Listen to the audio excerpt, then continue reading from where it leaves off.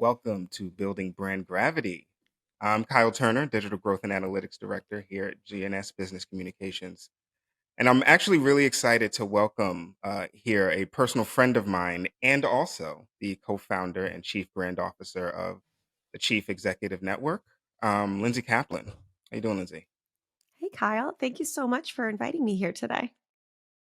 It was a pleasure. I had this. I know we've spoken before, and I definitely had you in mind for an episode of this podcast. Obviously, building brand gravity is kind of what the story is about here in this conversation. But I really wanted to talk to you about community building.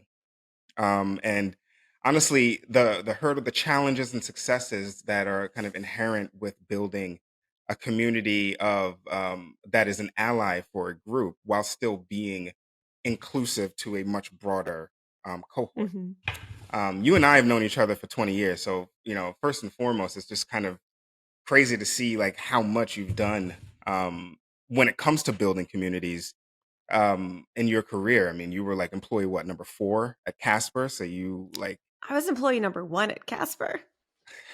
which is nuts to me. So you actually have quite a bit of experience building a community, whether it be for a brand or for allyship. So I guess my first question to you is really, why did building an executive community appeal to you? Hmm. Well, I think it's so interesting that you mentioned Casper. Just to go back a step, because we talked a lot about community in past jobs I've had, running brand, running, or organic marketing.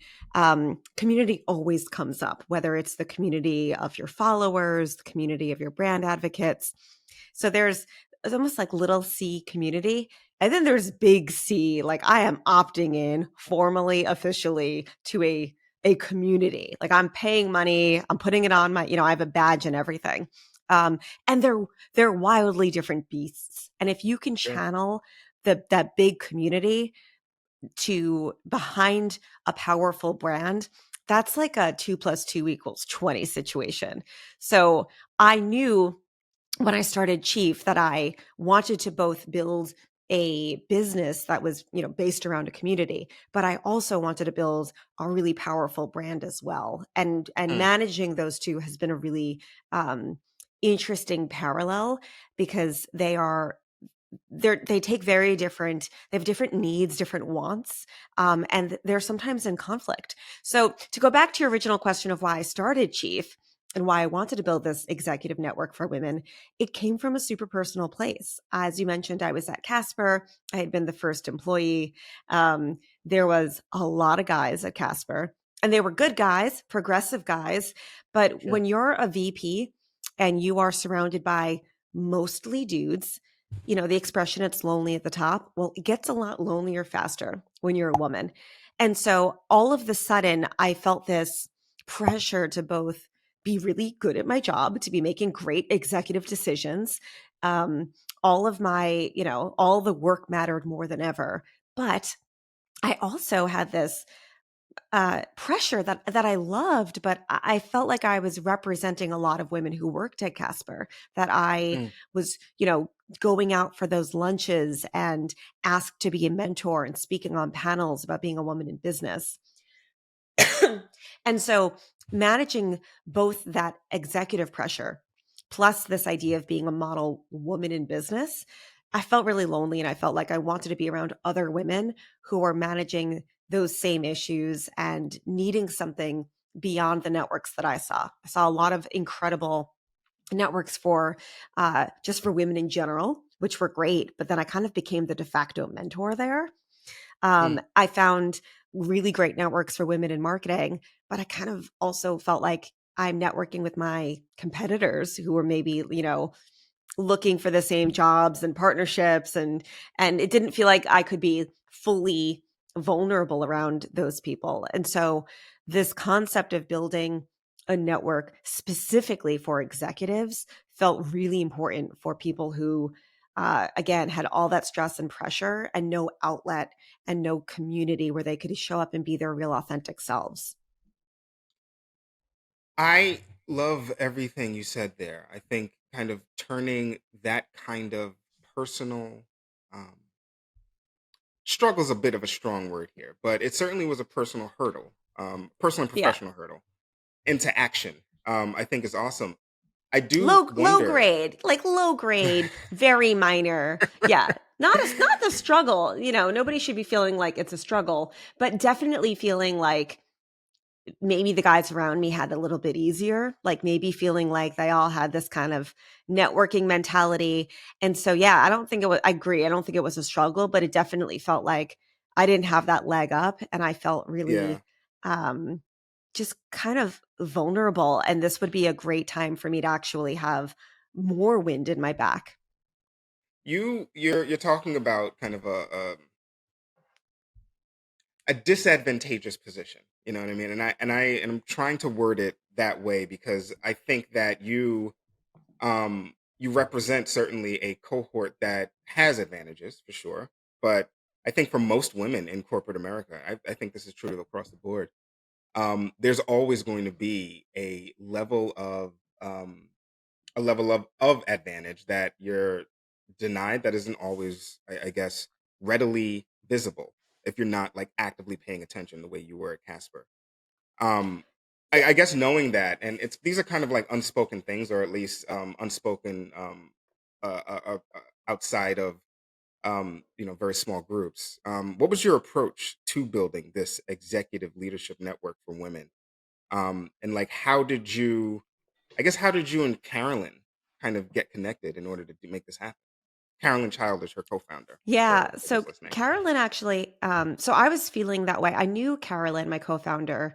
We kind of vaguely knew of each other. Startups in New York there's not that many women executives in the startup Can scene. imagine. So yeah, so there was enough. We met actually at a really crappy networking event. Mm, If you ever go to one of those events where you're like kind of like trapped at a table and you're stuck talking to the two people next to you, and done then that. there's like you don't actually meet everybody. And I met her at the coat check, funnily enough, and we kind of both rolled our eyes. Like that was a waste of 2 hours. Stayed in touch. And so when Carolyn actually had the concept of Chief, she was thinking about a co-founder. And when we actually went out for like a co-founder date, and when she kind of talked about this concept, it resonated with me so deeply. I was like, I have to join you. I we have to do this together because I don't think I know I needed it. I was again feeling this loneliness and Mm, feeling somewhat burned out and stressed all the time. Loving the idea of community but not actually having one. So it when she shared kind of like the broad strokes of what she was thinking about for the business, wanted to join, and one of the first things we talked about was I actually said to her, I was like, I want to be your co founder, but I was like, I don't know if it makes sense for two white women to start this business.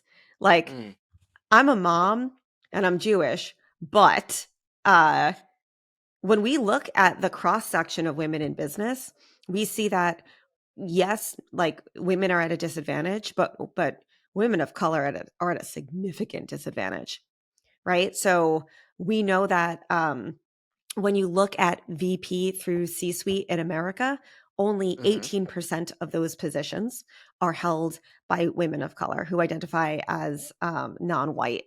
So, one of the first things we did when we started Chief was say, all right, let's make sure we are surrounding ourselves with diverse leaders. Um, and let's start with not just representation, but accountability for us and an integration of inclusivity within this network. So for us, that meant, first of all, setting a goal before we even launched of making sure that we had representation within the community. So we set that goal to double that number. We saw 18%. We set our goal at 36. Today, I believe we are at, I think we are at 33%, which is again 15 points higher than that number in America, which we're really proud of. But we're not quite at our goal, so that's something that we are working on. And integrating inclusivity and belonging into that core DNA of our business was essential for us. So that meant making sure that, our workshops were always thoughtful about how are we bringing in speakers who are representing different people? How are we knowing that we have a powerful cohort of women? How do we make sure that at a minimum we are doing monthly workshops around DEI? Because these women shouldn't just join the network, but our real mission is that they can pave the way for others, that they can go back into their organizations feeling stronger and implement change and make sure that they feel strong enough that they, A, stay, they don't drop out of the workforce, and that they are supporting and promoting other women and women of color to join them in the ranks of leadership. And so we also forged identity groups to make sure that even within Chief, that there were subsets of communities to make sure that, again, the problems and challenges of Black women, of Indigenous women within Chief, that they could come together with a facilitator and have sub communities that were private, vetted, and secure for them to talk through. So it was definitely the foundation of what we built.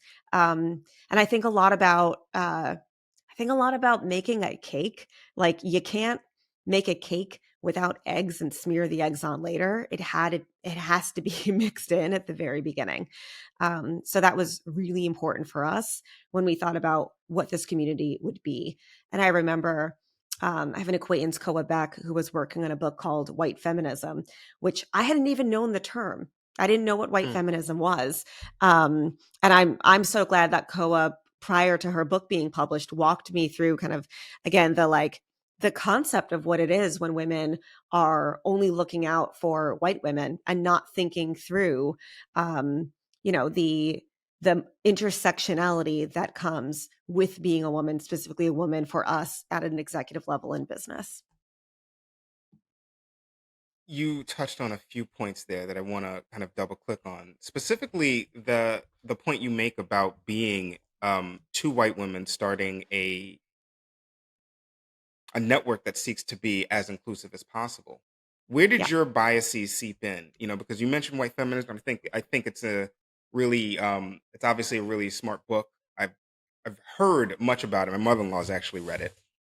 Um, but I think these are things that people don't readily think about if they don't have to. So I'm Yeah. curious, as you were building Chief at the beginning, like where were your biases creeping in? What kind of strategies did you have to employ in order to ensure that you weren't kind of floating through some of those, ignoring them in the worst case, and actually integrating them into your strategy for building Chief? I'll give you a good example, I think, of some of my bias, which is I came into Chief thinking if I build a great experience for Chief, for women who join Chief, I've done my job. Mm. And when the experience isn't that great, I'll fix it. And I think what I didn't think about is when an experience is not great, if there's something wrong, or if somebody doesn't have a good meeting, or like it's a year-long membership, we're not perfect. But hopefully, like, net the experience is, pound for pound, worth it. I don't think I realized when someone doesn't have a good experience, um, and they are a woman of color, that bad experience is magnified, because you're not just thinking about, I didn't like it. You're thinking about, I didn't like it.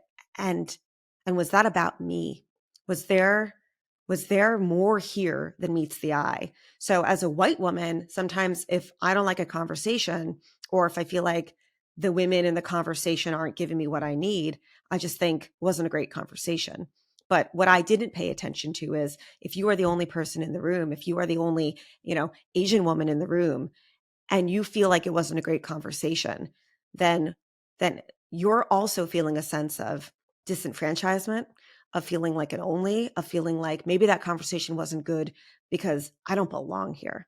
And so not thinking through that lens was um was real bias from, again, as a white woman, that I didn't think about. I just thought, I got to build a good experience and make it, feel like everybody should belong. But what does it actually mean to build something that is thinking through the filters of all of that, again, like that intersectional experience that I don't have as a white woman, that I need to make sure is at the forefront of building different experiences throughout Chief to really make sure we are nailing belonging, nailing inclusivity, and knowing that if the experience fails somebody, uh, then I've failed somebody, then Chief has failed you. Then we need to go Mm. back and make sure that we are doing a better job and learning lessons on how to make that better. I think there's so much that comes to fore when you're talking about leadership, community building, whether it's at a place like Chief or whether it's at an agency like the one I work at, GNS. Um, it's difficult, I think, at times to kind of consciously make those choices because it requires effort. It requires kind of a forceful, intentional, action based approach to seeing those, noticing them, and not deciding that they are too big, too weighty to tackle, and therefore ignoring them, letting them fester, etc. So I guess kind of knowing that, and as you've seen such exponential growth over the last 3 years, you guys started Chief in 2019. We're now 4 years, 3.5 years into this great experiment. What's been, I guess, the prevailing lesson that you've learned about building again a community that seeks to create allyship among a diverse subset of women, um, but women, but also kind of remaining inclusive within that community, such that you don't turn people away, and to your point that you don't feel like Chief has failed anyone. Yeah. So I think what's interesting about Chief is that you do have to apply, that it is specifically for um, women who are meet our criteria as executive leaders. And we do that specifically because, again, there are a lot of incredible organizations for women who are, solopreneurs, who are not yet at an executive level. And if I go back to that experience of feeling like, as an executive, then I end up becoming the mentor. Then I can't necessarily feel vulnerable and go through my own kind of uh, business uh, challenges with people who don't, for lack of a better phrase, get the experience that I'm going through. So Chief is specifically for that woman. Um, from there, yes, we absolutely then center belonging and inclusivity at the forefront of what we do because we're building a community for those people. And I think what we've learned is if our mission is to change the face of leadership, then we are starting with Chief, but we are not ending with Chief. We know that there is pent up demand for other cohorts of individuals who want what Chief represents, which is this combination of community, group learning, um, peer mentorship, allyship. We know that that has resonated with. I mean, we have 20,000 members so far, and so I think for us, the real learning is we can't stop here, and we need to think through how we can democratize what we do for more groups, for more cohorts, because I think it's really special. We know our members love what they get from Chief, and so our goal is to extend that eventually to reach more people. How do you prevent that from becoming lip service? Um, well, I think it's pretty simple. You can't just talk the talk. You have to walk the walk, right? So what does it mean to say, and I'll give you another example. When we say that we believe in representation and that we want to hit that goal of doubling women of color in leadership within Hmm. our Chief organization, that means that last year we gave out over $5 million of grants. That means that Hmm. we do outreach. So we're not just waiting for applications, that we outbound women to make sure that people have heard about Chief, that we'd like them to join Chief. It means that we publish articles all about what it is to um, to be a progressive leader in the workplace, how intersectionality shows up in the workplace. And when I speak about intersectionality, it I think there's multiple interpretations of that, thinking beyond just women of color and the intersection of being a Black woman in business, but also what does it mean to identify ageism, neurodiversity, socioeconomic class.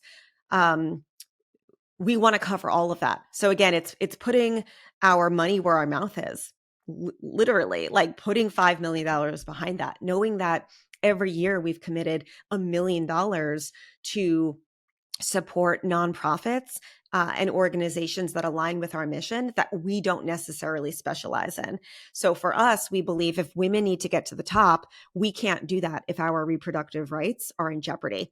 So, this past year, we've donated hundreds of thousands of dollars to organizations that support women's reproductive rights and women's health, specifically looking at organizations that focus on underserved and underrepresented minorities because they need more access than white women. So we try to go really deep and make sure we are for women. Yes, we are an executive network. But we don't just want to give lip service. We truly want to make sure that we are, as much as we can, driving impact and backing up what we want to do. And you're talking about investment. I Yeah. often tell my clients that if you actually want to create a relationship with the demographic you seek to speak to, like you got to invest there. You got to invest, and you got to keep investing there. You got to make it such a common thing that it ceases to even register Mm. um, uh, uh, any kind of notice because it's happening so commonly. Oh, and I want to and zoom. Go that's ahead. interesting though, because I think we had been doing this for years, but we didn't talk about it. And Hmm. so I think what we failed to do was communicate what we were doing, what our DEI commitment was. We had like bare Mm, bones on our website.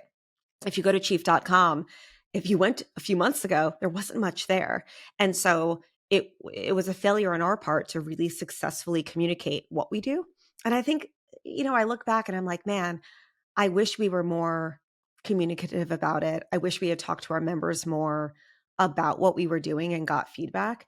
Because I say all of this not in a way that I feel like there's so much more we can do and there's so much more we can evolve to do. So our job is to listen, to get really clear on what we do and to communicate. And I think we could have done a better job listening, getting really clear and mm, communicating with our community. Um, but I think this is a conversation that like every company should be having. Every company should be talking for sure. like on a regular basis, quarterly at minimum around DEI. We've seen now in 2023 with the, economic landscape, people are pulling funding now from DEI programs. Yeah. I remember speaking with Ken Chenault, who's the former CEO and chairman of American Express. We're so lucky to have him on our board. And I asked Ken, if you were to grade corporate America on DEI, what would you give them? And he said incomplete, right? Like people made big promises in 2020, walked it back. And in 2023, we see people defunding DEI. So I think this conversation needs to be consistent uh, and have champions within an organization to make sure it persists beyond what we had promised and continues to evolve. Oh yeah. I think the champion aspect is really important. Do you think it mattered more Oops. that you didn't or didn't, whether or not you did or didn't is immaterial. But do you think it matters more to communicate those kinds of strides internally or externally? Because obviously, to your point, there's quite a bit of literature, there's quite a bit of content on your DE&I page now. Mm-hmm. Looking at the page months ago, that wasn't the case, and you were obviously kind of committed to changing that. Yeah. But is it worth it to communicate those kinds of things outwardly such that they be scrutinized constantly? Or is it better to just kind of gauge the temperature of your community kind of continue to communicate to them, but just kind of move in silence, like real G's. Yeah. Well, I think it's better to share it. I think I learned the lesson, which is we were doing things in a vacuum. And when you're feeling like, oh, we're doing all this good, but you're not getting feedback from the community, you're not letting the community in, that's a failure. So I think um my original approach, which was we're just going to do it, we're not going to shine a light on it, um, was a huge miss. And there's a Mm, difference between communicating and like doing it in a performative way. And I think I personally was afraid of it looking performative. Like I just wanted to yeah. do the work. Um, but if you're doing the work and not sharing it out, you're not getting feedback. You're not letting the community in. So it was a huge Mm, miss. And to answer your other question about is it your team or is it the community? I believe team comes first. So if you think about a community, I'm gonna use my hands, even though this is a podcast, that like we've the got video. Don't worry. the little, oh no, not the video, the little ring inside is your Hmm. team. Like the bigger ring outside is the community as a whole. And the team is the core part of our community. So if they're not bought in, your community is not going to be bought in at all. No, that's fair. I want to zoom out a little bit. So you worked at Casper. You were employee number one at Casper. So you're kind of building small C community there. What lessons did you take from your time there? And kind of what things did you want to repeat from your experience there, and what things were you running like hell to avoid? Oh, that's such a good question, Kyle. Um, well, what I loved about working there is I had permission to do weird stuff. So as a Mm. marketer, I Casper really valued creativity. Um, we had one of our brand values was called zing. Like it had to have zing, and zing meant just like a little wacky and a little like offbeat. And so, oh man, I did some just weird marketing brand activations.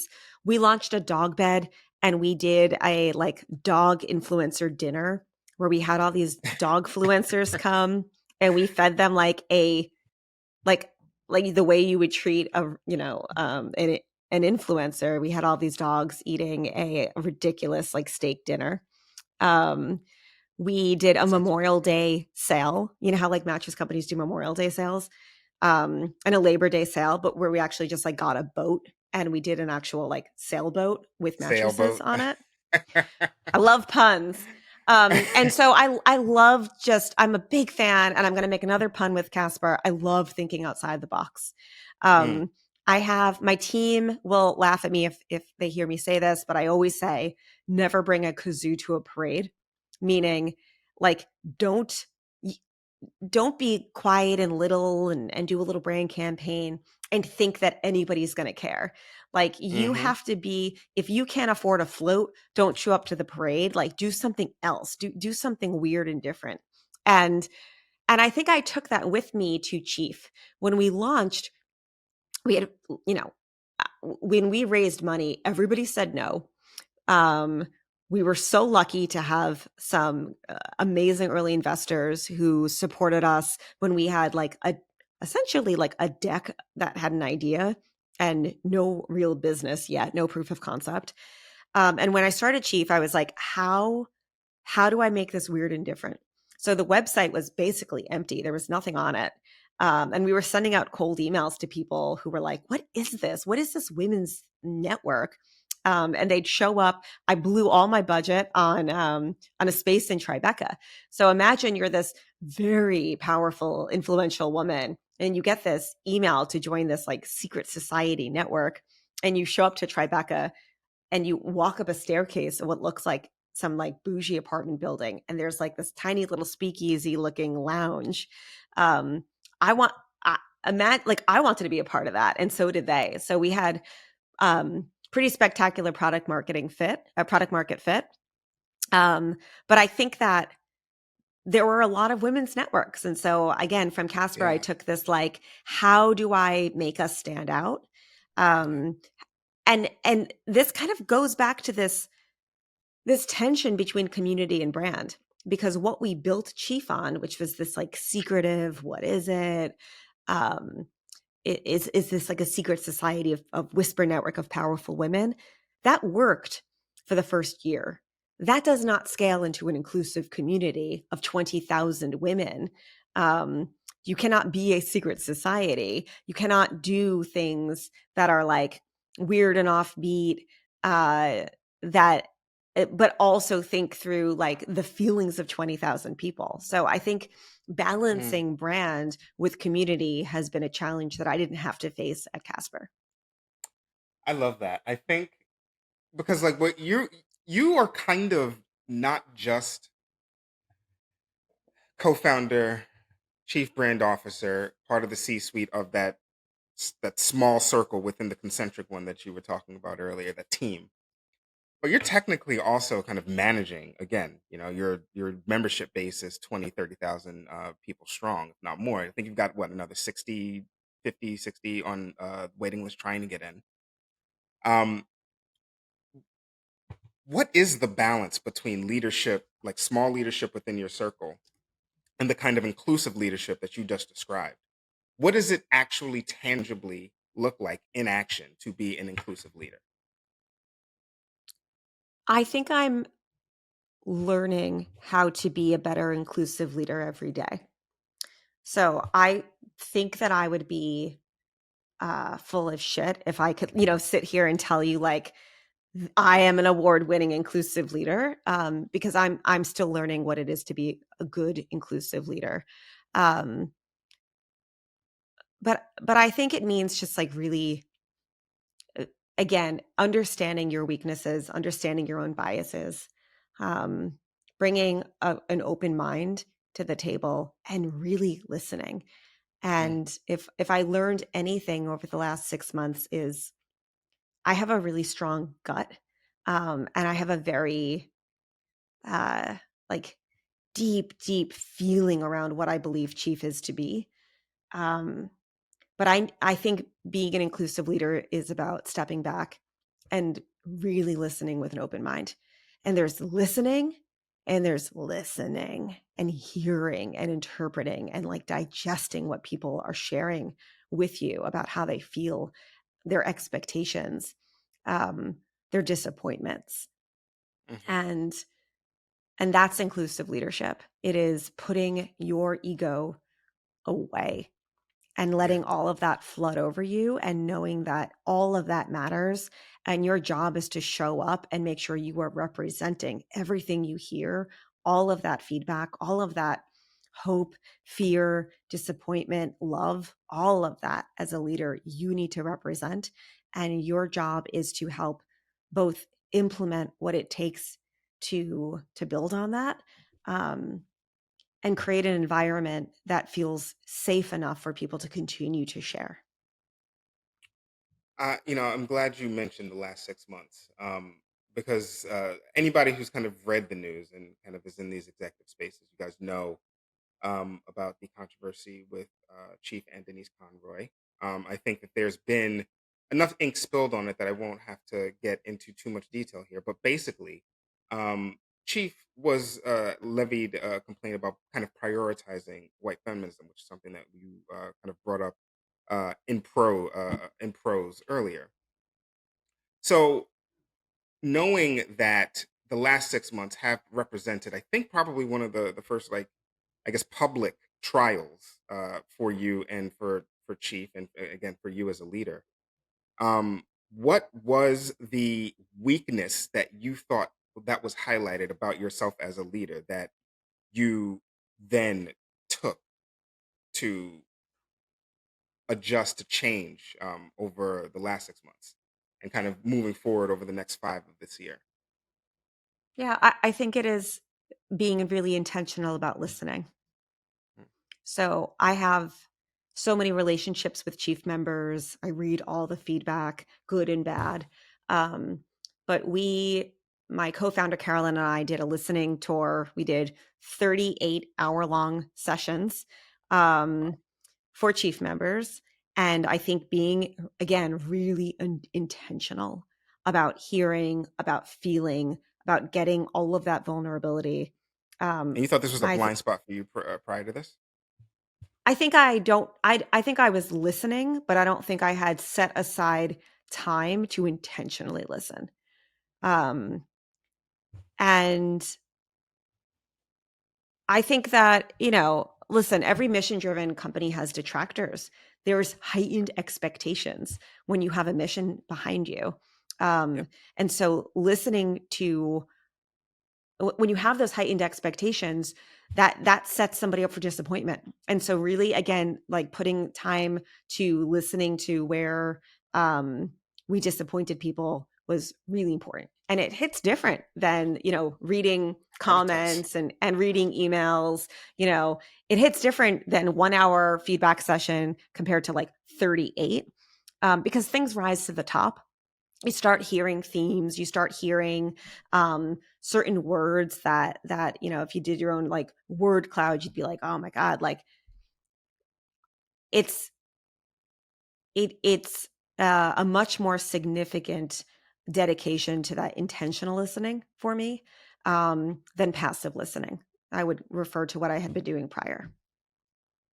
I think that's fair. And I also don't think that's uncommon for most people, let alone leaders. I think that we all have to like actively make a decision to not just listen to respond, but listen to absorb and to change and to kind of empower your cohort, whether that's your children, whether that's your membership base, whether that's your team. Um, so I mean, I think you guys have kind of weathered the storm fairly well, all things considered. Um, but I think moving forward, I'm kind of curious, like now that you've kind of maybe hit the other side of this tumult, where do you see Chief kind of expanding? How do you see Chief expanding? What does the future of this kind of executive leadership group kind of look like to you? Yeah. With all the things that you've learned in the 3.5 years that it's been around. Well, I don't know if we're on, I don't know if this was like a storm that passed. I think that feedback and what happened publicly imprinted on us. I believe things imprint on you as people and as businesses. And For sure. so, um, I don't think there's like, it wasn't something we didn't get sick and then recover, like Yeah. all of that was important for us to go back and again make sure that we were communicating what we were doing a lot more. We weren't being clear, we weren't communicating. Setting up that intentional listening, and being really focused and intentional about our mission and impact that we want to achieve. I think this is a conversation every company should be having. I think a lot of organizations are probably not listening.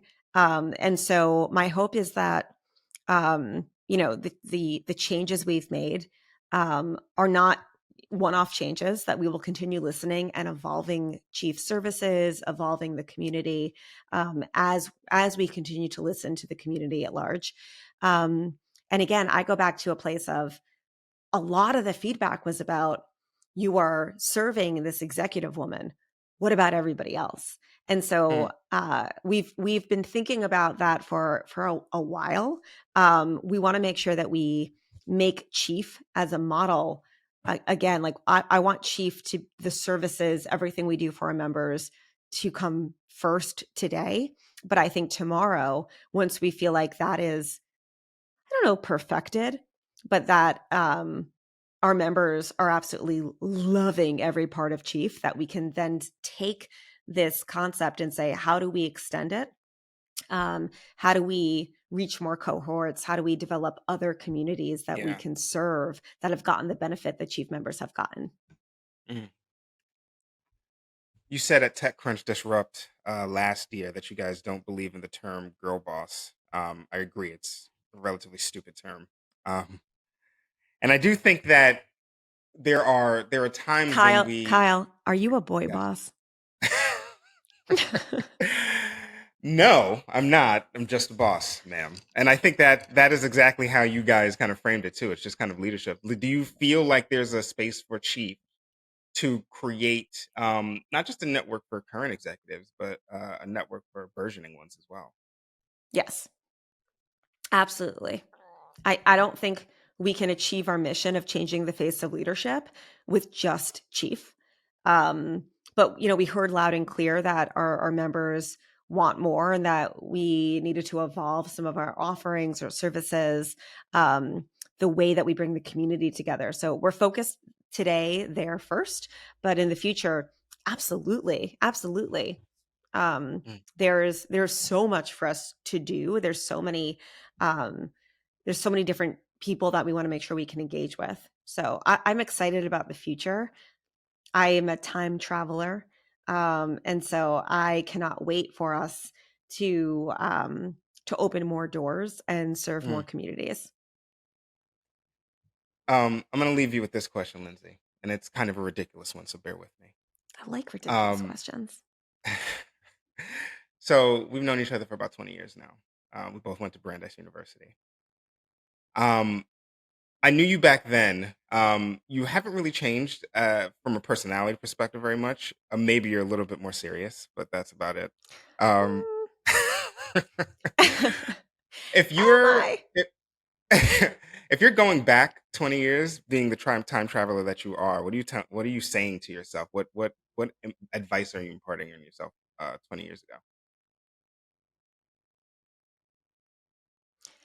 ago? Weird question gets a weird answer. Hmm. I Absolutely expect. nothing. Absolutely nothing. Because I'm so proud of the community that I've built, of the team that works at Chief. Um, a few stock tips, sure. But like, again, like the lessons that you learn in print. And so hearing me from the future tell me something, I don't know if I would believe it. Come on, you remember 20-year-old Lindsay? I She do was, remember. I I remember mean, she 20-year-old was Kyle. smoking cigarettes. I was wearing aviator glasses to like parties at midnight. I don't know what I was thinking. That Lindsay was fun. That Lindsay was fun. This one is fun as well. I still throw great Listen, parties. I'm sure you do. I'm sure you do. I believe it. Lindsay, I'm really excited to see what the future of Chief looks like and what the future of you looks like. And um, I'm really really thankful that you made the time to kind of talk to me about this. And I think inclusive leadership, empowerment is something that's probably not going away. And organizations like yours, I do think help to push that agenda because it is an agenda and it is necessary to call it that forward. So again, thank you for the time and for sure continued success. Thanks, Kyle.